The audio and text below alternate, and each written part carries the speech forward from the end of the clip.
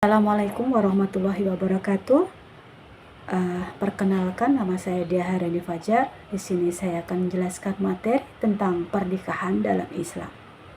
Sebelum saya sampaikan lebih jauh, saya sampaikan dulu terlebih dahulu tujuan pembelajaran dari materi berikut ini. Yang pertama adalah menjelaskan tentang pengertian pernikahan, kemudian menjelaskan dalil nakli pernikahan, menjelaskan ketentuan pernikahan dalam Islam. Nah, seperti yang kita ketahui bersama, pengertian pernikahan dalam syariat Islam adalah merupakan ikatan suci dan ilegal antara seorang wanita dan pria yang dilakukan dengan tujuan untuk membangun kehidupan rumah tangga yang harmonis dan untuk mendapatkan ridho adalah Allah SWT. Dalam Islam, pernikahan dipandang sebagai perjanjian yang kuat atau yang disebut dengan misaqon ghalizah dan merupakan salah satu sunnah Nabi Muhammad SAW. Pernikahan tidak hanya berfungsi untuk memenuhi kebutuhan biologis semata, tetapi juga sebagai sarana membangun keluarga yang sakinah, mawadah, dan warahmah. Dalam prosesnya, pernikahan itu harus memenuhi rukun dan syarat tertentu. Selanjutnya, dalil nakli dari pernikahan. Dalam Islam, pernikahan adalah merupakan ikatan yang sakral dan penting. Salah satu dalil nakli yang sering dijadikan sebagai rujukan pernikahan adalah terdapat dalam Al-Quran, yaitu Quran Surat Ar-Rum ayat 21, yang artinya, dan diantara tanda-tanda kekuasaannya ialah menciptakan untukmu istri-istri dari jenismu sendiri, supaya kamu cenderung dan merasa tentram kepadanya, dan dijadikan diantaramu rasa kasih dan sayang. Sesungguhnya pada demikian itu adalah benar-benar terdapat tanda-tanda bagi kaum yang berfikir.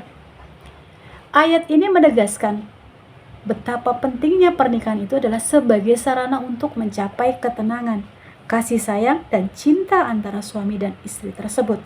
Selain itu, pernikahan juga dipandang sebagai cara untuk memenuhi kebutuhan emosional dan fisik manusia secara sah dan sesuai dengan ajaran agama tentunya. Tujuan pernikahan. Nah, dalam syariat Islam, tujuan pernikahan itu adalah untuk membentuk keluarga sakinah, mawadah, warohmah, sehingga terciptalah tatanan sosial masyarakat yang harmonis dan bermartabat. Tentu saja dapat juga untuk menjaga kesucian diri, membangun keluarga sakinah, melestarikan keturunan, dan kemudian memperoleh ketenangan jiwa tentunya. Baiklah, untuk selanjutnya adalah hukum pernikahan. Hukum pernikahan itu bisa menjadi mubah, bisa menjadi wajib, bisa sunnah, dan kemudian bisa hukum menikah adalah makruh dan haram tentunya.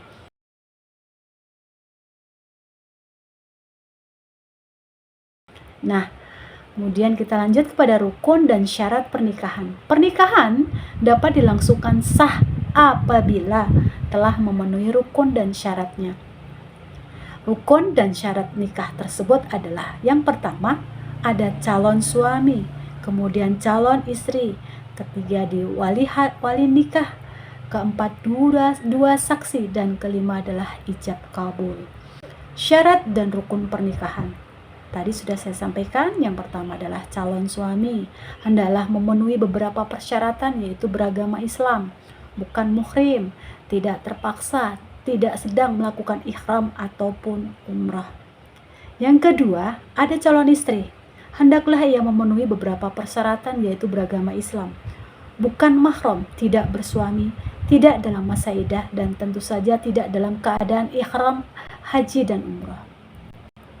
Kemudian selanjutnya ada wali nikah.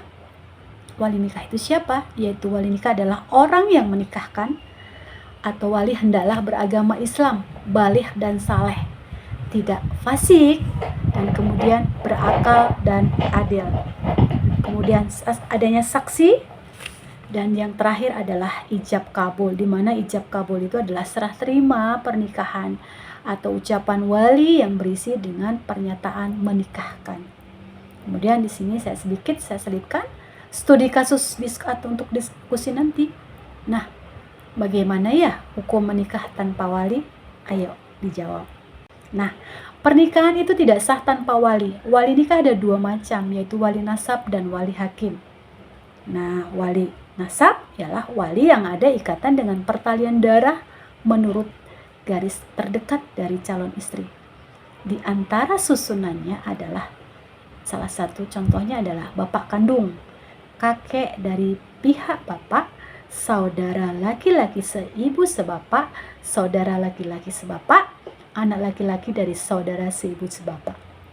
Di antaranya itu. Selanjutnya wali hakim. Wali hakim itu adalah wali yang diangkat oleh calon pengantin apabila wali nasab tidak ada atau berhalangan hadir, atau karena wewenang yang diberikan oleh wali nasab, maka calon pengantin berhak untuk memilih wali hakim. Nah, adapun yang boleh bertindak sebagai wali hakim di Indonesia itu biasanya adalah kantor urusan agama atau kepala kantor urusan agama. Kemudian orang-orang yang tidak boleh dinikahi. Yang pertama, senasab atau keturunan. Di antaranya ada anak perempuan sekandung dan seterusnya, atau saudara perempuan sekandung seperti sekandung sebapak saja atau seibu saja. Saudara perempuan dari ibu, baik yang sekandung, seayah atau seibu. Kemudian anak perempuan dari saudara perempuan dan seterusnya ke bawah. Kemudian ada yang dinamakan dengan robaah atau sepersusuan. Itu adalah ibu menyusui dan saudara perempuan sepersusuan. Kemudian ada ikatan pernikahan, yaitu diantaranya adalah mertua, anak tiri, istri dari ayah atau ibu tiri, kakek dan seterusnya ke atas, baik yang sudah dicerai ataupun belum. Kemudian karena dinikahi keduanya, salah satu contohnya adalah saudara perempuan dari istri sekandung, seayah dan seibu. Dan yang terakhir adalah senasab atau keturunan, yaitu keponakan perempuan dari istri atau anak dari istri atau saudara sang istri. Nah, bagaimana sebetulnya untuk menciptakan keluarga yang sakinah mawaddah warahmah? Tentu saja adanya saling mencintai, saling menghormati, kemudian dapat membina ketakwaan bersama. Sebagai refleksi diri, apa pentingnya sih pernikahan dalam Islam? Nilai apa yang bisa kamu terapkan di sana? Nah, sekian yang bisa Ibu sampaikan. Terima kasih. Sebagai penutup, ingat, pernikahan itu adalah membangun komitmen untuk membangun keluarga yang diberkahi Allah SWT. Terima kasih. Saya tutup. Assalamualaikum warahmatullahi wabarakatuh.